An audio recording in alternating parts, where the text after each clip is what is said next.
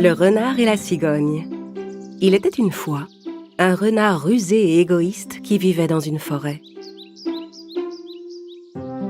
Comme il passait son temps à jouer de vilains tours, aucun des autres animaux ne lui faisait plus confiance.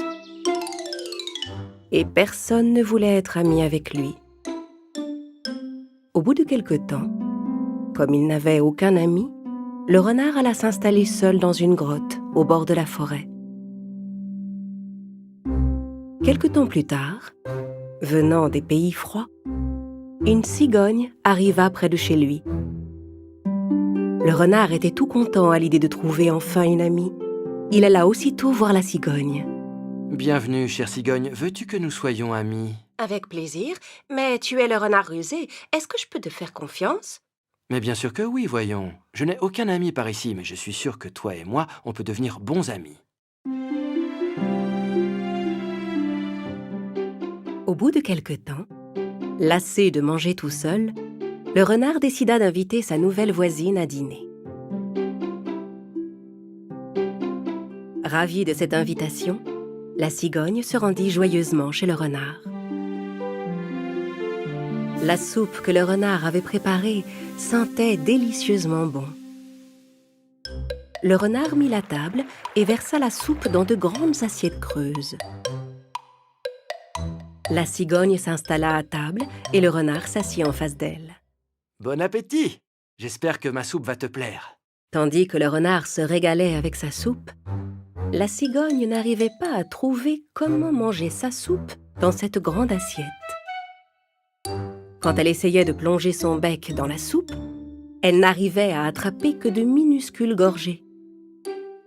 Alors que la cigogne n'avait encore bu que quelques gouttes de soupe, le renard avait déjà fini son assiette. La cigogne était fâchée de l'attitude du renard qui ne pensait qu'à lui. Mais comme elle était son invitée, elle ne fit aucun commentaire. « Je ferais mieux de rentrer, mon ami. Merci pour ce dîner. »« Mais tu n'as même pas terminé. Tu n'as pas aimé? Bon, ne t'en fais pas. Je vais finir ton assiette. » Alors que la cigogne s'en allait, le renard s'empara de son assiette pour finir sa soupe. La cigogne rentra tristement chez elle. Ce soir-là, elle eut beaucoup de mal à s'endormir, parce qu'elle avait très faim et qu'elle était très fâchée contre son voisin. Nous sommes des animaux très différents. C'est une chose que le renard doit comprendre et accepter. Mais comment faire ? Après quelques instants de réflexion, la cigogne eut une idée. Elle voulait donner une petite leçon au renard. Le lendemain matin, elle alla trouver son ami chez lui pour l'inviter à dîner. Bien sûr, le renard était ravi de cette invitation. « C'est très aimable à toi, voisine. Je suis si content d'être ton ami. » La cigogne prépara le repas, puis mit sur la table une longue bouteille étroite pour elle et une autre pour le renard. Puis elle versa le riz qu'elle avait préparé dans les bouteilles. Elle servit également 2 bouteilles d'eau au goulot étroit. Quelques instants plus tard, le renard arriva. « Je suis affamé, mon ami. Commençons notre repas. » Les 2 amis s'installèrent à table. « Eh bien, je te souhaite un bon appétit. » « Merci. » Le renard essaya de manger dans son étroite bouteille, mais il n'y parvenait pas. Il n'arrivait même pas à boire de l'eau. La cigogne, de son côté, se régalait avec le riz qu'elle avalait grâce à son long bec.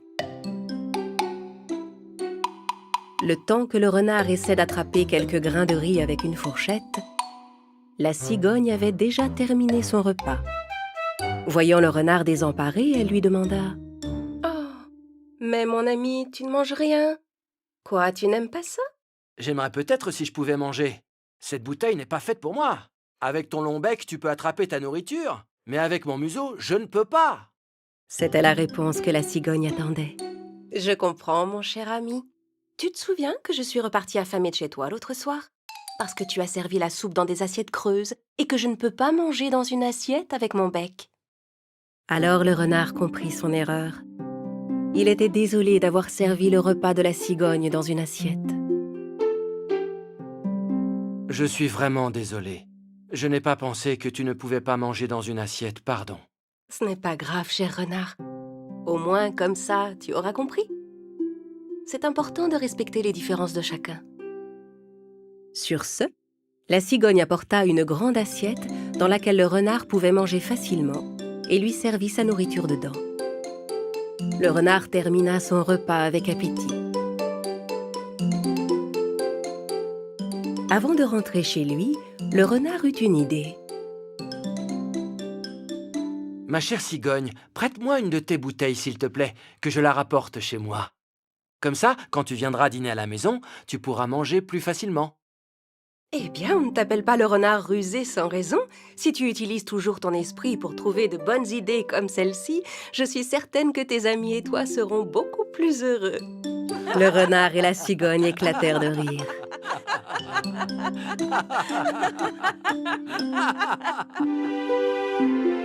Les mois avaient passé.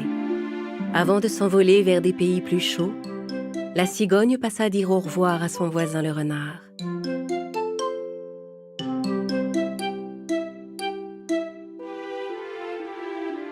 Resté à nouveau seul, le renard retourna dans la forêt. Mais il n'oublia jamais les paroles de la cigogne. Il ne se montra plus jamais égoïste et devint ami avec tous les autres animaux.